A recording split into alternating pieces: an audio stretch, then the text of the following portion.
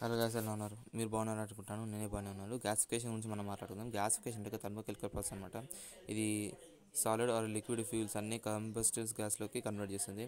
ఇవన్నీ హై టెంపరేచర్స్లలో మాత్రమే జరుగుతుంది అండ్ 500 నుంచి 1200 డిగ్రీ సెంటీగ్రేడ్ మధ్యనే జరుగుతుంది. ఈ ప్రాసెస్ అన్ని ఆక్సిజన్ లేదా స్టీమ్ లేదా ఫుల్ ఎయిర్లోనే ఎక్కువ కంట్రోల్ చేయబడుతుంది ఈ ప్రాసెస్.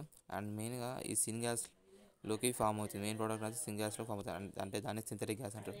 ఈ సన్ గ్యాస్ మెయిన్గా carbon dioxide, hydrogen and methane ఇవన్నీ దీంట్లో ఉంటాయి సిన్ గ్యాస్లో. ఈ gasification coal, biomass, agriculture waste, municipal waste ఇవన్నీ ఫీడ్ స్టాక్గా యూజ్ చేసుకుంటుంది.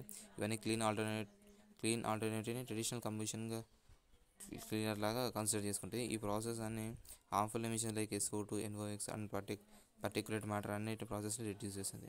గ్యాసిఫికేషన్ ఎనర్జీ కన్వర్షన్ డైరెక్ట్ బర్నింగ్తో కంపేర్ చేస్తే ఎఫిషియన్సీ బాగా ఇంక్రీజ్ చేస్తుంది. ఈ సిన్ గ్యాస్ అన్ని మెయిన్గా ఎలక్ట్రిసిటీని జనరేట్ చేయడానికి ప్రొడ్యూస్ చేస్తారు.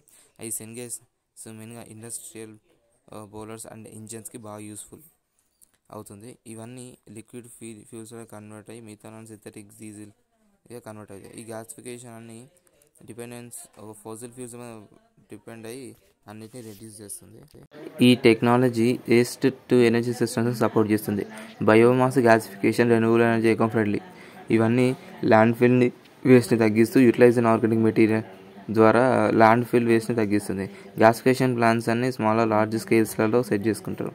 ఇవన్నీ combined heat and power CHP systems support చేస్తాయి. High initial cost and technical complex ఇవన్నీ మేజర్ లిమిటేషన్స్ అనమాట. ఓవరాల్గా గ్యాసిఫికేషన్ అనేది ఒక గ్రీన్ ఎనర్జీ టెక్నాలజీతో పాటు మల్టిపుల్ అప్లికేషన్స్లో చాలా బాగా హెల్ప్ అవుతాయి. సో ఇది ఈరోజుకి వీడియో. రేపటి వీడియోతో మళ్ళీ రేపు కలుద్దాం.